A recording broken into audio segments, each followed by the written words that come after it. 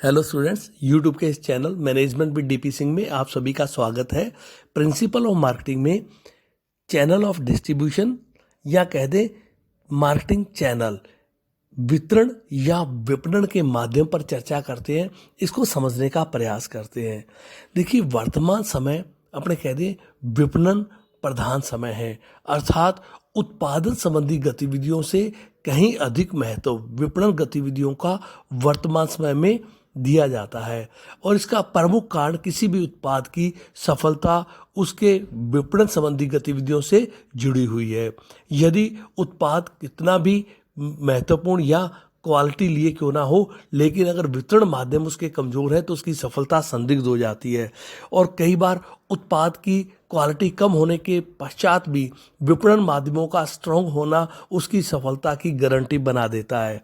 इसीलिए कहा गया distribution channel is the pipeline through which a product flows on its way from manufacturer to consumer, according to Richards.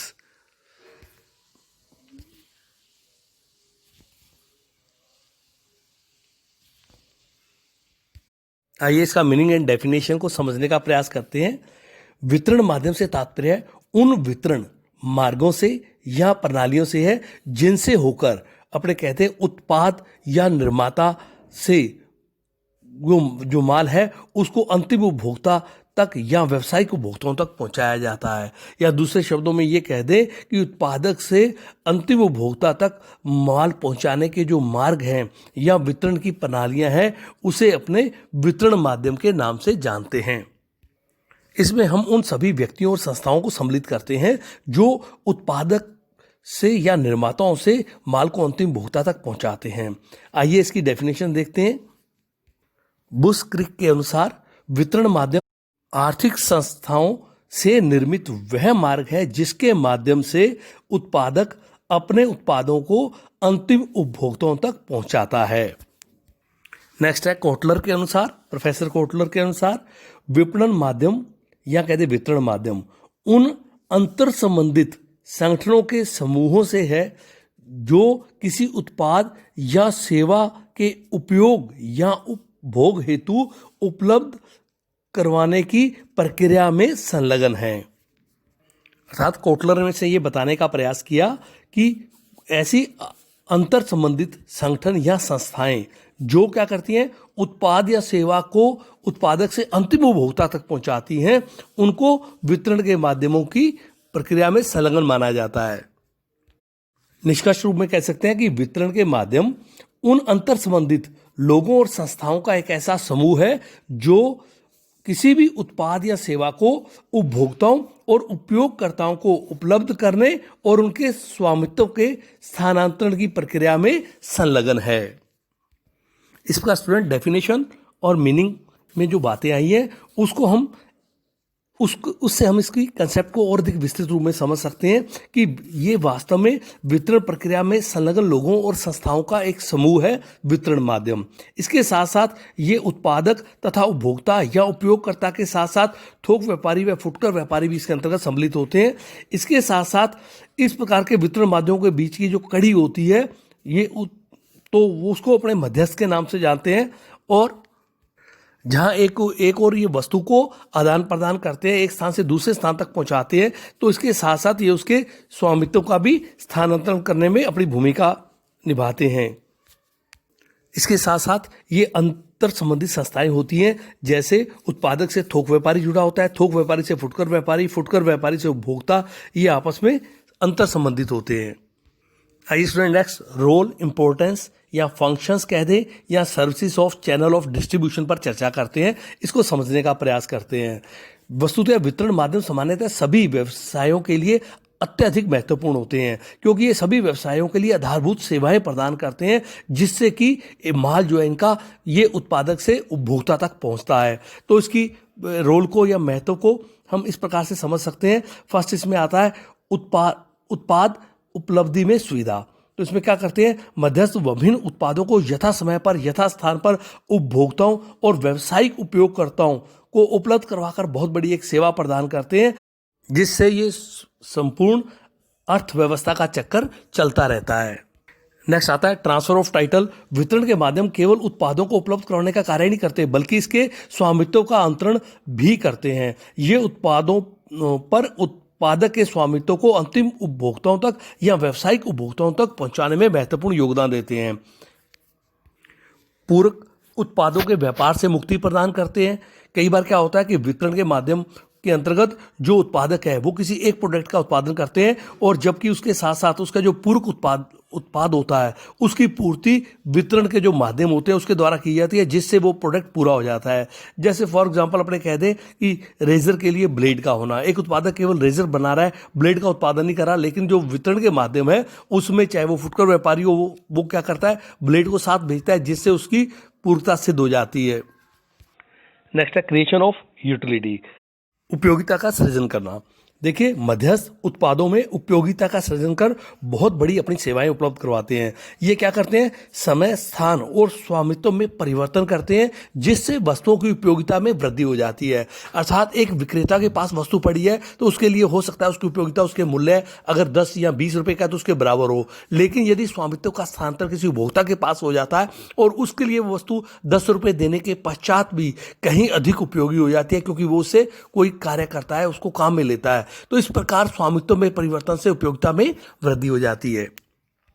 उपभोक्ताओं की संतुष्टि, मध्यस्थ उपभोक्ताओं की आवश्यकताओं, इच्छाओं और अपेक्षाओं को पूरा करके उन्हें समझकर उसके अनुसार उन्हें वस्तु उपलब्ध करवाता है, जिससे उपभोक्ताओं की आवश्यकताओं की पूर्ति और संतुष्टि होती है।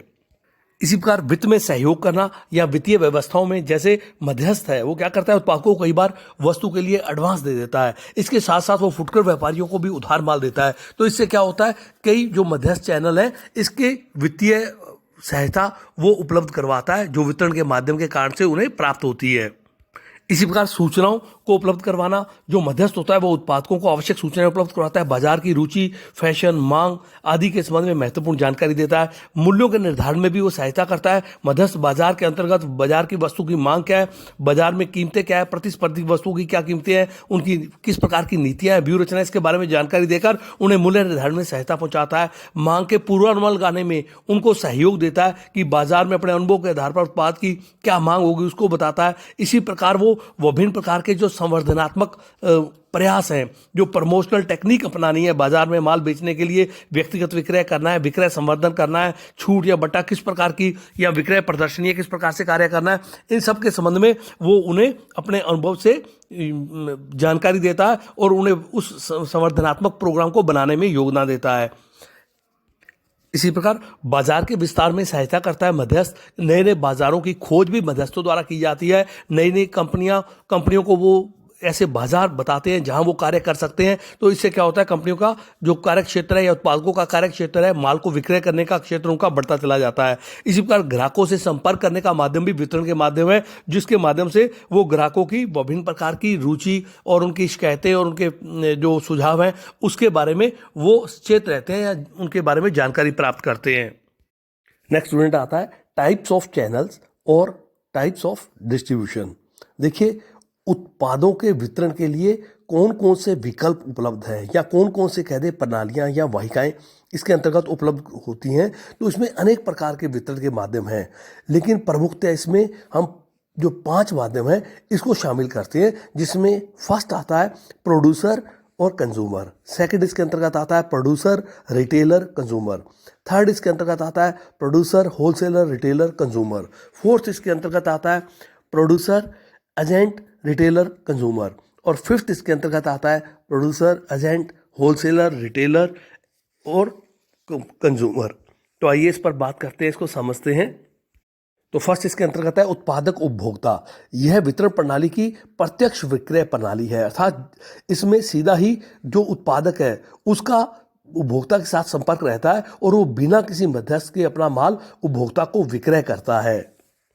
और इसके लिए जो उत्पादक है वो घर घर विक्रय करने के लिए विक्रयकर्ता नियुक्त करता है, अथवा डाक द्वारा व्यापार करता है, या ऑनलाइन जैसे माल आजकल बेचा जा रहा है, और या श्रृंखलाबद्ध दुकानें जो हैं, चेन स्टोर सिस्टम है, उसको ये अपनाता है। नेक्स्ट इसके अंतर्गत आता है उत्पादक फुटकर व्यापारी उपभोक्ता। इस वितरण प्रणाली में क्या होता है, उत्पादक अपने माल को फुटकर व्यापारियों को बेचता है, फुटकर व्यापारी उपभोक्ताओं को उनकी आवश्यकता अनुसार माल बेचते हैं। जैसे कि हमारे ये कह दें कि अनेक प्रकार के जो उत्पादक हैं, वो सिलाई मशीनें हैं, जो सीलिंग फैन हैं, या अन्य प्रकार के जो इलेक्ट्रिक पार्ट हैं, ये सीधा उत्पादक से फुटकर व्यापारी के पास आते हैं और वहाँ से उपभोक्ताओं को ये उपलब्ध करवाए जाते हैं। इसी प्रकार नेक्स्ट इसमें आता है उत्पादक, थोक व्यापारी, फुटकर व्यापारी, उपभोक्ता।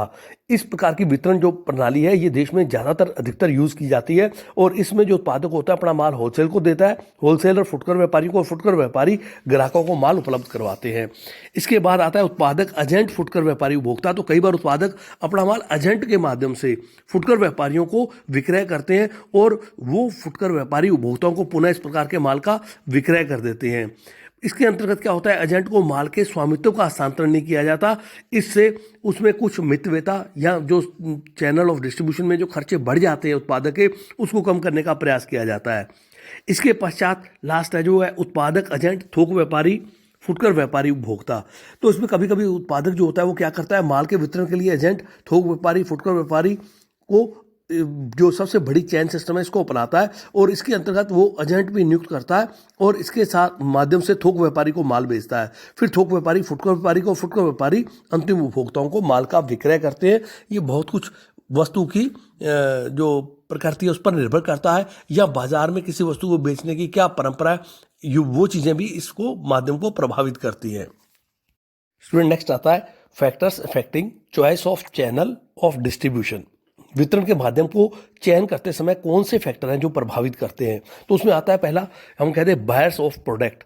जो वस्तुओं के क्रेता होते हैं वो किस प्रकार के हैं, क्या वो अंतिम उपभोक्ता है या वो इंडस्ट्रियल कस्टमर है, अर्थात वो उसका वस्तु का पुनः औद्योगिक उपयोग करके उसको वस्तु का निर्माण करते हैं। तो ऐसी स्थिति में अगर यदि औद्योगिक उपभोक्ता है तो उसका चैनल सिस्टम छोटा होगा, लेकिन यदि अंतिम ग्राहकों को माल बेचा जा रहा है तो उसमें हमें चैन सिस्टम जो है हमारा वो अधिक बड़ा हो सकता है।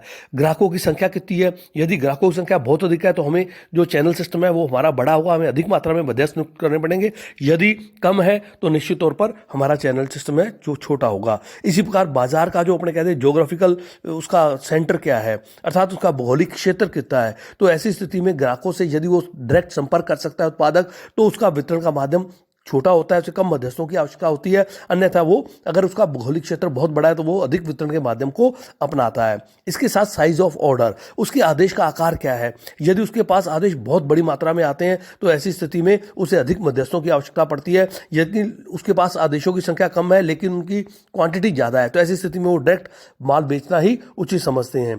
क्रेताओं की क्रय आते क्या है, जो बाइंग हैबिट्स है कस्टमर की वो कैसी है, कि क्रेता क्या बार बार क्रय करना चाहते हैं, आफ्टर सेल सर्विस प्राप्त करना चाहते हैं। तो ये चीज़ें भी वितरण के माध्यम को प्रभावित करती हैं।